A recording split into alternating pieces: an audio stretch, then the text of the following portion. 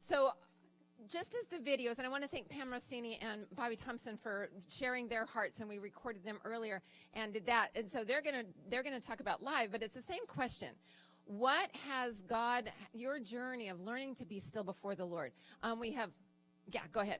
So we have a couple of guys I've walked with Jesus for a long time. She came to Jesus, and they're going to kind of share some of their backstories. But I have told them you have your and I quote, your allotted amount of time.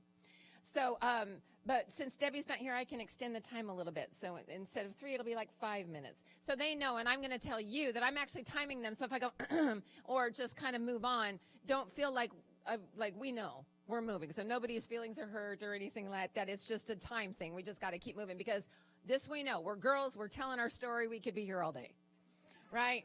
It's how we roll. So anyway, so just real quick is I thought it was interesting, 2 things. So somebody said to me last night, I thought we were going to hear your testimony. I wanted to hear your testimony. And I'm like, yeah, you did. And then somebody else said, what have you learned about in your journey of being still? And I said, what I preached last night came out of my journal like that. So I didn't teach it and then learn it. No, you walked through. I learned it. So for years, Jesus has, years, Jesus has been teaching me to battle from stillness. And I have to tell you, it's the hardest battle you will ever fight because it's against your human nature, right? Fighting does not mean standing still. But that's exactly it. It's not your fight. So I've had some trouble. And it's not news. So we've had some trouble with our older son. And so just for years, I've had to just stand still in God's grace and battle from stillness. And I have been, as I said last night, I've been accused of not caring. I've been accused of being naive and all of those things. That's what it looks like on the outside. But that's okay because you know what's happening on the inside. You know what's happening in the spiritual realm. And what looks like in the physical realm is none of their business anyway, right? So that is my story. But they're going to share about their stories. And so I said their names, Tracy Van Gundy, Latia Fiscalini, and Andrea Ortega. So I'm going to ask you guys, when you get the mic, just real quick, like how long you've come to the church, maybe how long you've walked with Jesus, because I'll embarrass myself if I try to recall all of that. So the first question is, and I'm going to sit down now. The first question is, in your journey of in your walk with the Lord, and what have you learned in your journey of being still? Like how has the Lord brought you to that point? What have you learned in that point?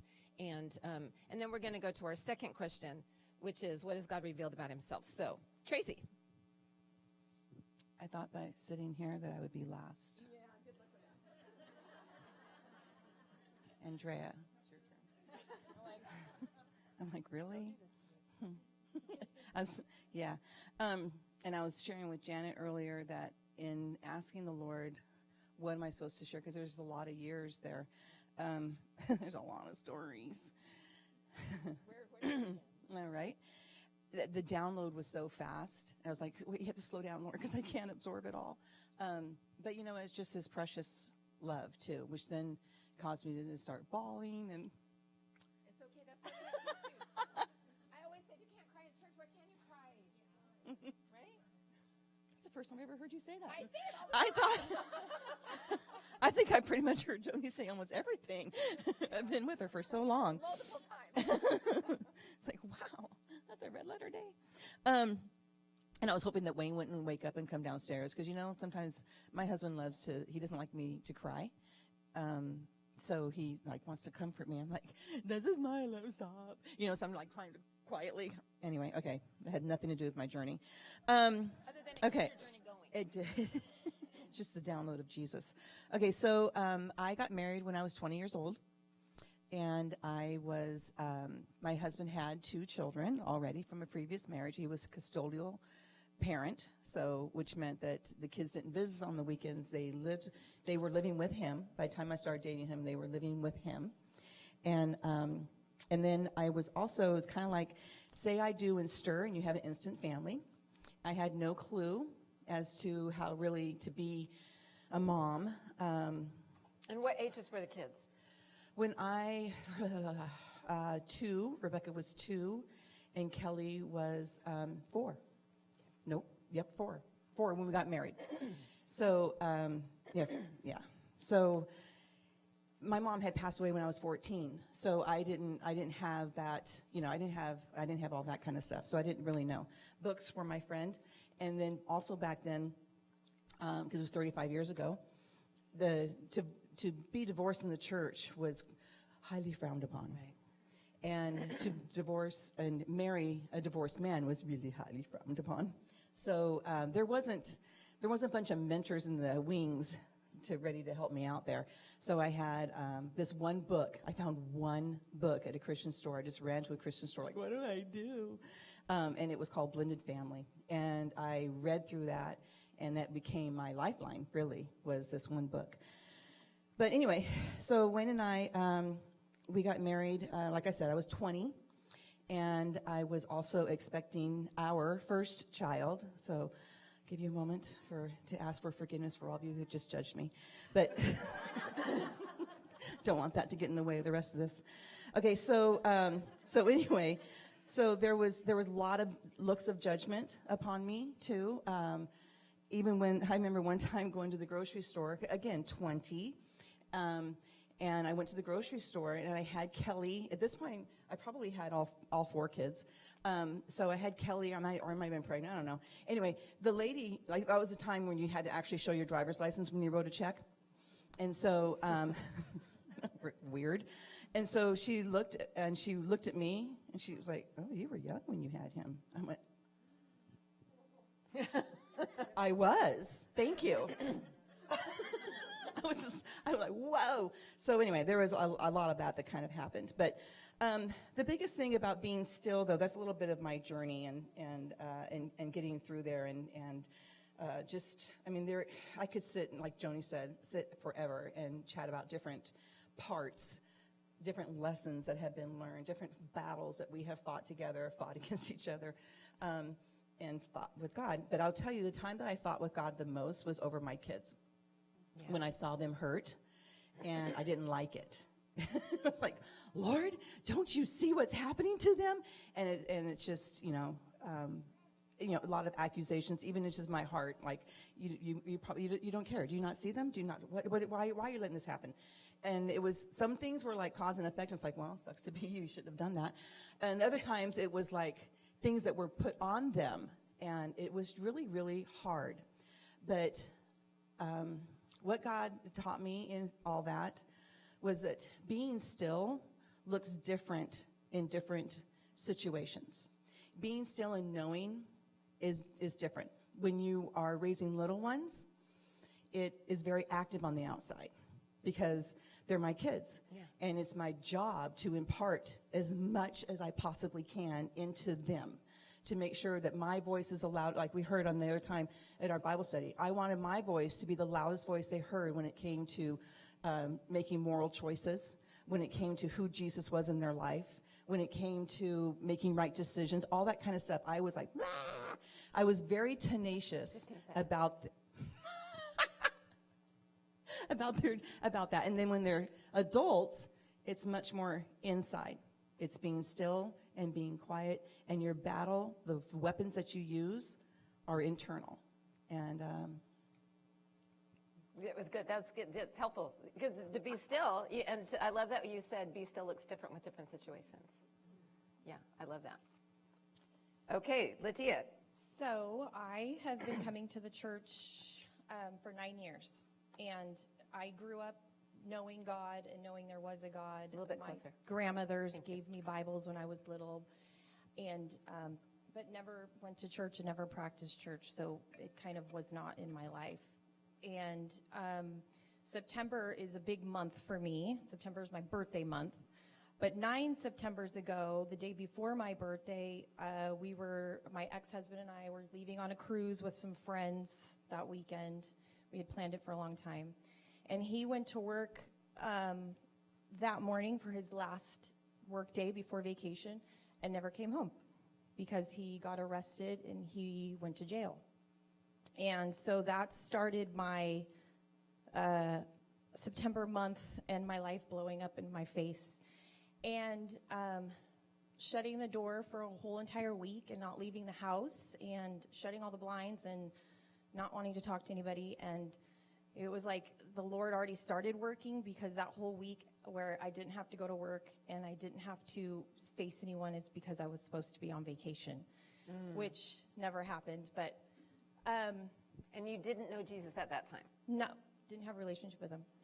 But one of my very best friends, Janann Smith, we had worked together for years, and she had always been such a great, positive role model in my life.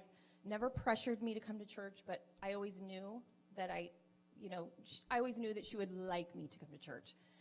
And that weekend went by, and the following weekend, I was here. And I don't know why, and I don't know how, and well, obviously I know why now, but I don't know why all of a sudden I knew I needed to be here. And she brought me. She sang on the worship team first service. She would sit through first service, and I would come to second service. At the time, we had twins. They were 18 months old. And I had a 13-year-old daughter, and she sat with me through second service for 2 months until I felt comfortable enough to come. And then I realized, because Pastor, every single Sunday, read your Bible, read your Bible. I looked at her Amen. one Sunday and I said, well, I guess I need to get myself a Bible. And she goes, I've already have one for you. I've had it for 7 years in my trunk. And I was like, oh my God. I still have, oh my gosh, I mean. Old habits die hard. One of the, obviously the easiest thing to read in the Bible is Proverbs, because you read day 1, day 2, day 3. And one of my life verse for me, and it's very popular, but it's Proverbs 3, 5 through 6. Yeah. And trust in the Lord with all your heart, and do not depend or lean on your own understanding. I went through a whole 2 years of hell. All of a sudden, I was standing in line, getting food stamps, Medi-Cal, all the social services, had to deal with social workers, the court system, the justice system. And through all of that, I was a very, very, very new baby Christian, thinking that everybody was judging me and looking at me, and not knowing who knew what in town, and who said and who saw, and going through therapy with my kids and all of that stuff. And this, just seek his will in all you do, and he will show you what path to take. I held on to that, because what I have learned is, you be still and know does not work with I am not working in God's will for my life. The two are not. You can't be over here doing what you want, right, because then you cannot be still and know. Right. So when you are rooted in what God has for you and his will, being still is a lot easier. Right. And I lived for a very long time in my own will, doing my own thing. And looking back on my marriage now, knowing that we went through so many, just financial problems, car accidents, stepchildren, you name it, IVF, infertility. We went through it, and I realize now that it was because him and I both were not living in God's will for our life. And so many things would have changed. And the story is so layered that I can't possibly talk about it all. But that. No, we okay. Time up. But for sure, that seek his will, and the be still is. That's right. Easy. That's a really good point. Because you have to, like I said last night, it's a catch-22 to anything, even though that sounds negative. You have to be still to know his will, but you have to want to know, you have to know that he's got to be still. It's like it's a thing, right? It goes together like peanut butter and jelly. Mm-hmm. So, okay, Andrea. Hello, I'm Andreas. I'm Pastor David's wife. And we came here 3 years ago, moved from Connecticut, where we were pastoring there, and just came with so much love and affection from everyone here at the church and the staff and everyone. So thank you for making me feel so welcome these last few years. as part of my background, I have grown up in the church. I'm sure a lot of you have seen, like, my parents. They're the missionaries in Costa Rica that people are going to. So when people ask me, like, oh, what's your testimony? I don't have one of those, like, Right. This happened, and then I gave my heart to the Lord, and my whole life changed. My testimony is more of such that this is how God has been faithful to me as I have been faithful to God throughout my life. Amen. In different series and different things. And I never realized how powerful that could be to some people until I started really mentoring some younger kids who also grew up in the church and thinking that they had to rebel in order to really have this, like, life-changing thing with God, which isn't always necessary. Sometimes it is, but sometimes it isn't. And just recently, I'm sure most of you know, if not, just let me share with you, I found out last year that I had a brain tumor, and it was right on the basis of my, what is it called? No. Like where all of your nerves are. That. Thank you. Yeah, my brainstem. And so it was really scary, and David was away at Old Oak Ranch at the time, and so I was like, oh, I'm sure it's going to be fine, and Lori was like, go get the MRI. And so thankfully to her and to my mom, I was like, okay, fine, I'll go get the MRI. I'm sure it's nothing. And lo and behold, there was this huge tumor on my brainstem. So I was just being very busy, like I normally am. I love to be busy, and it's just the way I was raised. I think, like, in my family, acts of service was our love language. So that's how I always lived my life. And once I found out that this was the case, I was still going about my things like, okay, this is going to be fine. There's so many treatments out there. Blah, blah, blah, blah. It's going to be all right. And then I went to go run an errand here at church, and I was fine. And I left like 5 minutes later, and I was like, I'm starving. I need to go get a taco. So I went to El Griense, and I just sat there. And for the first time since like the 2 days prior that I heard that I had this diagnosis, I was actually by myself being still. And that's when, you know how like sometimes after the fact something happens and you're like, oh my gosh, and then like the floodworks come. Yeah. So that's what happened to me. I was sitting in the middle of El Griense eating by myself, and I start having this like major panic attack. And I've never had a panic attack, so I didn't really know what it was, but I figured that's probably what it was because I couldn't breathe. I started like bawling hysterically, and then everybody's like kind of trying to ignore me, but obviously something's going on. And I'm like sitting there with my taco. So I didn't know what to do. And mind you, I've only been at the church maybe like a year and a half at this time. So think about like people who you've only known for a year and a half. Like, who would you call? So like I called Janann Smith. And I was like, I could barely even breathe. And she could tell something was wrong. She's like, what's happening? Where are you? And I was like, I could barely get out. El Griense. And she was like, what? Are you praying in tongues? El Griense. She's like, I'll be right there. 2 minutes later, she was there, and she drove me home. And then it just so happened that, like I said, my husband was gone at the time at Old Oak Ranch with the kids. So she came up to my room, and I just like cried on her lap for hours. And she was just still. Sometimes when you are helping someone through something, you don't need to say anything. You just need to be there. And she was there. She was there when I called her. She was there when it just so happened that while she was there, I got my first call from my neurosurgeon.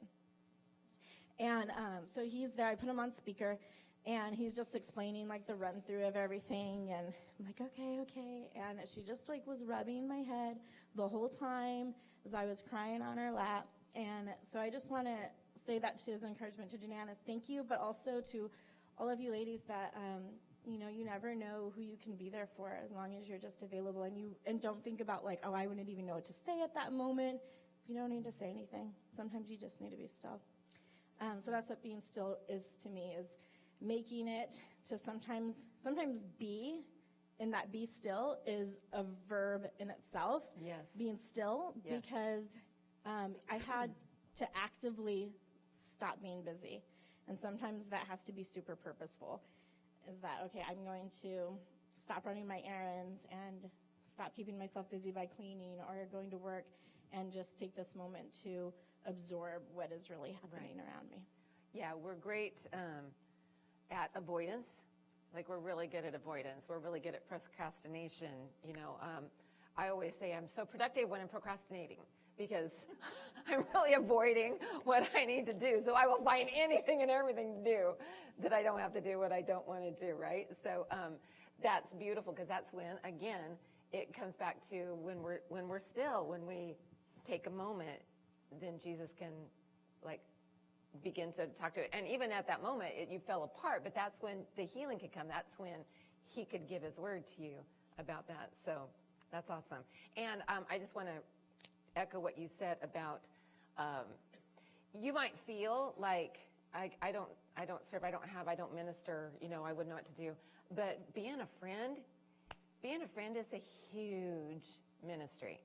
And I have to say, from the perspective of a minister, I'm so grateful for people who just do. They just reach out and do and take their gift and go. Jananne, her name has come up, so she has the gift of mercy. And she's come to me, and I'm like, I don't know, I'm like, just be you, because that's what Jesus has made you. You just do what Jesus is, you just be you. And so God has gifted all of you with something. And there'll be a moment, and you'll just do. And it'll blow somebody's socks off. To you, it's like, what did I do? But to them, it's like, you saved my life. Because that's how Jesus made us to work. So thank you, all of you, for just being you. Okay, so next, it is in all of this. Now you kind of got their backstory. You know them a little bit better. And in all that, what has God revealed to you about himself? And then what has revealed to you about you? I forgot to mention I have been the Foothills for Oh, yeah, forever. 22 years. We were at Ace Hardware when you came. I remember. Yeah, so a long time. Yeah. 90, I'm going to say 96. 97. 97. January 97. Okay, so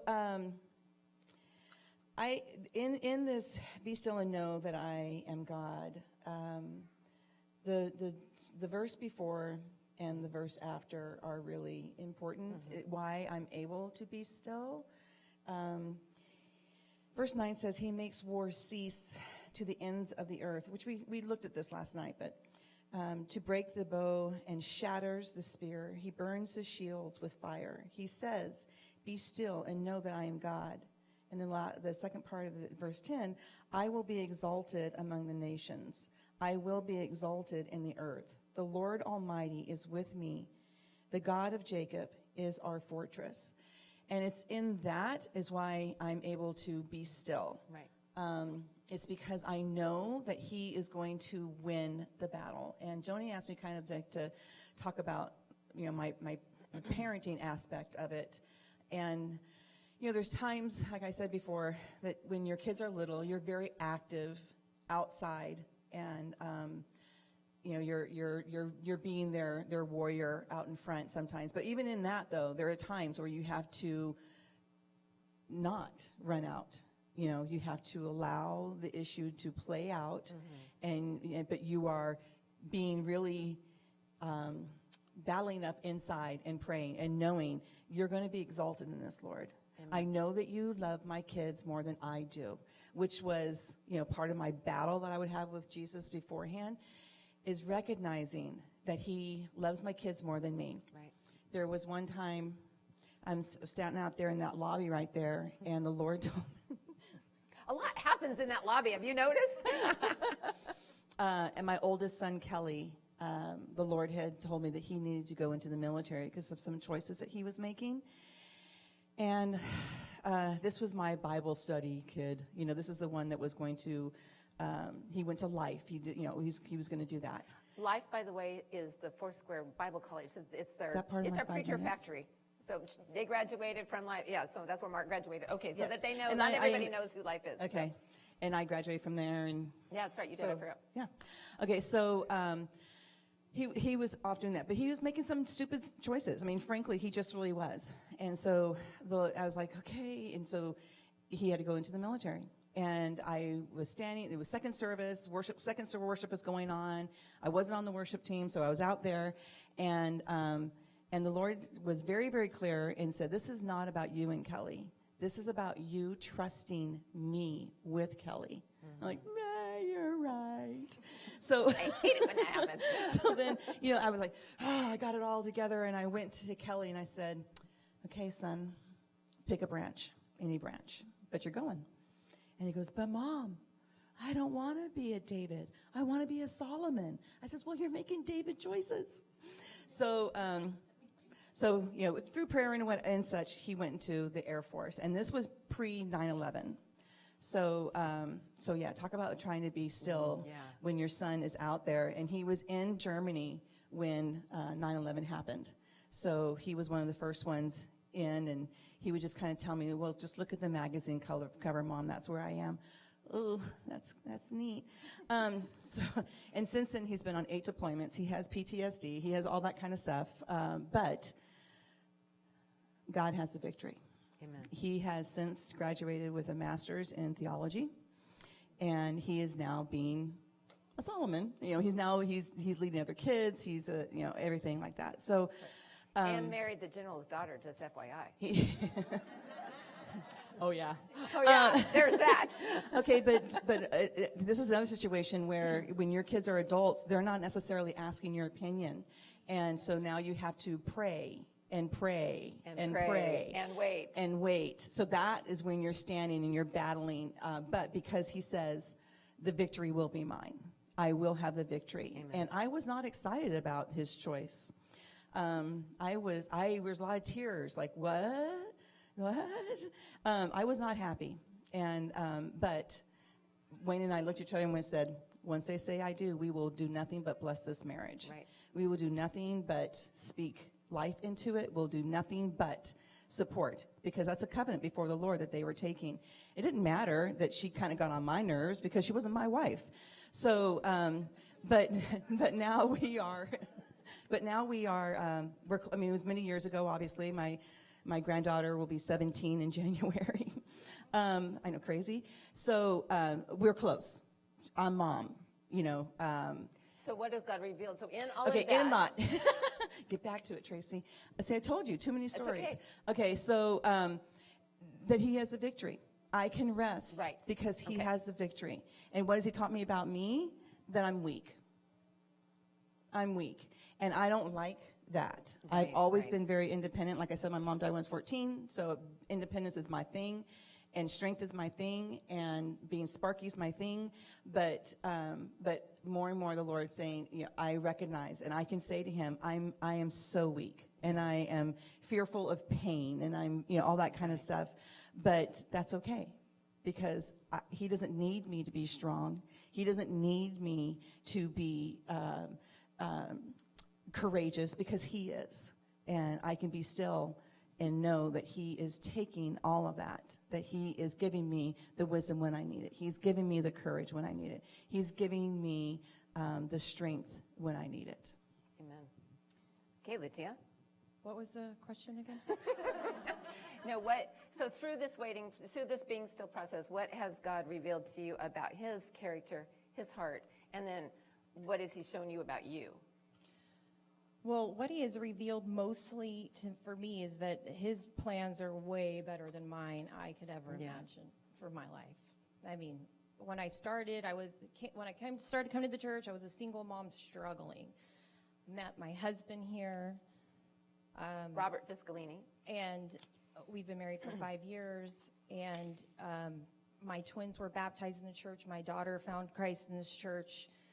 My twins have led friends to this church as well as I have. I mean, it's just the veins of what happened to me, I would never take back because of what the victory is. He has, a lot of the Lord, it's like the Holy Spirit always starts with like a little whisper and then a knock on the shoulder and then boom, brick wall. And I unfortunately had the brick wall because I didn't hear all of the whispers in the Holy Spirit because, I didn't know better at the time. And so being still really is just, you cannot hear the Holy Spirit speaking to you and the Lord giving you the knocks and the whispers. There's a lot of things that I would have, looking back now, I know that I had a little postpartum depression going on.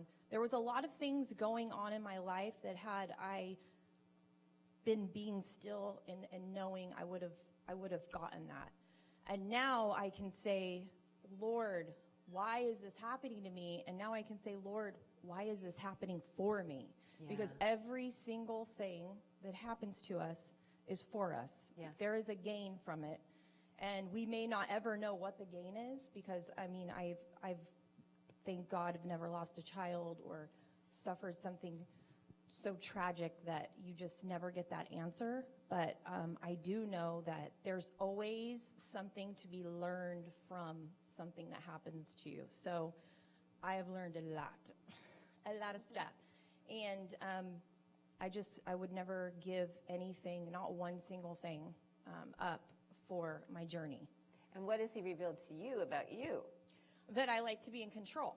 And that doesn't Not always even a work. hesitation.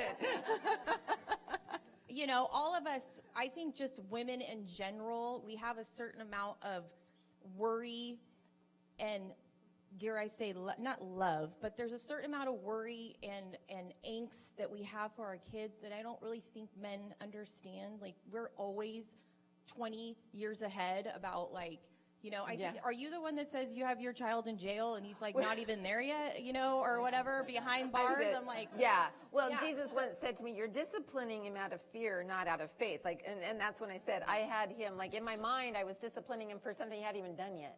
Like, right.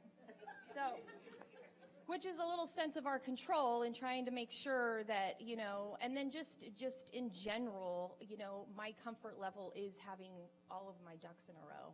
And, realizing that it's just, you know, at the end of the day, now when I have a problem, it's just so reassuring going, I look at this bill and I'm like, okay, Lord, I know you got that. And like, or, you know, my husband's in construction and during the winter, the phone calls slow down. And it's like, well, I don't know, but I know the Lord has it. So it's like, we don't even need to worry about it anymore. Right.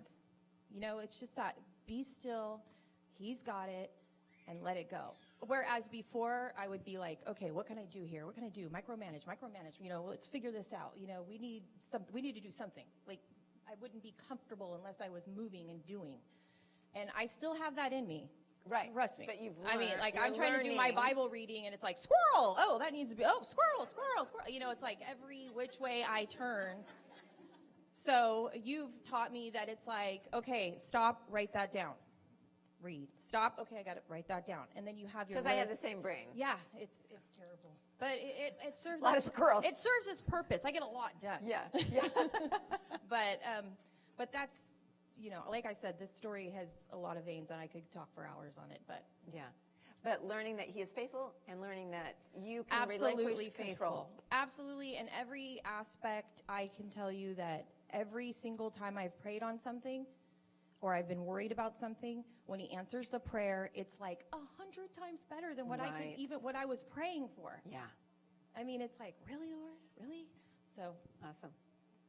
Okay, Andrea. So what has God revealed about himself to me in being still? Going through something crazy like with your health, when you've always had excellent health, is scary, not necessarily even for yourself. Like, I knew I had peace that if I died, I was going to go to heaven and be with Jesus. So awesome. But my worst fear is dying and my kids not having their mother. Right. And that was really hard.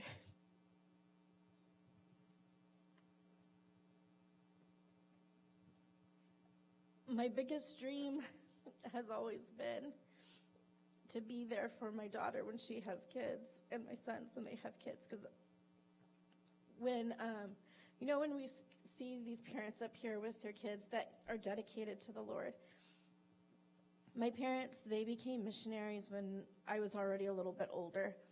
And so my brother and I, we had a reverse dedication. So at our church, my parents came up and my brother and I dedicated them to the Lord, because it's really hard to be a missionary's kid when you see people with their grandbabies, and it's like, I want that. I want my mom and my dad to be with their kids, and they can't because they live in a different country. and it's sacrificial, and it's hard. And so I accept that, and that's part of what God's called me to do, is let my parents go to be there for other people. But because that was so hard for me, I really wanted to be there for my kids. So that's like my biggest dream going through in the future. And so then realizing that I might not be able to do that for my kids was like, felt like God was stealing from me twice. But you realize that God is the giver of everything. So he is giving to you. It's not that he's taking it away. But I remember I was in a really dark place about November of last year, where I had it in my mind that I wasn't going to make it until Christmas. And I couldn't come to church really because I had a really bad infection, and I was attached to a 24-hour IV, and it was plugged into my wall at home, and my doctor told me don't hug anyone, which for a social butterfly is like torture. And if I did attend church, I would be like stuck in the sound booth and like just wave at people. And so the times when I wasn't at church and I would just be at home and watching the sermons online and stuff, Tracy and Sarah, her daughter, would come over almost every Sunday after church just to give me that like social that I needed, you know, and they were so faithful to do that. And I remember this one particular dark Sunday, Tracy was telling me, so what is the worst thing that would happen? And I told her that, and she's like, okay, so let's go there. Don't you trust that if you die, that God would be there for your children, that would be just part of your children's journey story? And I was like, yeah, but that's not what I want. It's like, no, that's not what you want, but God, don't you believe that God is faithful enough to do that? And I like almost had to go there with her to go to the worst case scenario, the absolute worst case scenario, so that way I can be like, even if that happens, Right. it'll still be okay. And I have to trust my God enough to be there for my children. Because I think of it like, you know, there's this really crazy, scary bridge in Costa Rica that is kind of fun to go across. It's an experiment. So, like, I would go across it, and I'd be like, adventurous, woo, you know. And then Isaiah wanted to go through it. I was like, no. Or Natalie, no, you're not going. Because I trust it for me, but I don't know if I trust it enough for my son. So, like, I came to a point where I had to realize that I have my faith, I trust God enough for me and for my own personal walk and journey, but do I trust it enough that that's all I would leave for my children if I were to go? And it was such a heavy weight lifted off of me when I realized, yes, that is enough. God is enough, more than enough, for not only for me, but for my children if I can't be there for them. And I remember, I think it was my third surgery that I was going in, and it was like a Christmas Eve, and the Venostas. She offered to take my kids on Christmas Eve while I had my surgery.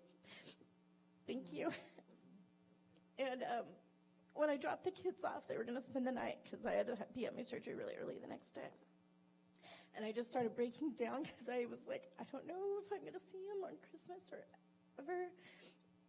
And to drop your kids off with somebody that you've only really known for a year on Christmas, it's hard. And she was so sweet, and they just went in and they had so much fun, and the kids were like, as soon as we got in, they were like running around. I had to search them down to say goodbye, you know, so they were having a blast. But I went home and I wrote these letters to my kids that were like a page each, and then I had to like really stop and be still and let God speak to me of what I wanted to say to my children, just in case. And so like telling them like what I saw God using and how he's created their characters and their personalities to be, and telling them to cling on to Jesus. And so my mom came in, and I had these like 3 little letters, and I put them in this box, and I said, Mom, just in case, I want you to give these to the kids tomorrow, just in case anything happens. And she just looked at me like, you're going to be fine. But when you're in the middle of a depression or of just so much anxiety And the doctors can tell you, you have this much of a chance, but sometimes if you're like me, you think of that other negative chance.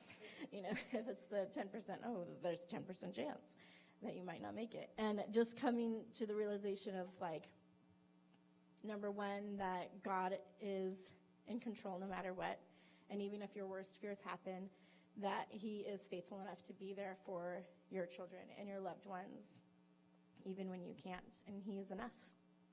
So that's what God's revealed is. He is enough. Good. Thank you, ladies, so much for being willing to be vulnerable and share your stories with us. And let's give them a hand. And I know that you all really appreciate it. Thank you.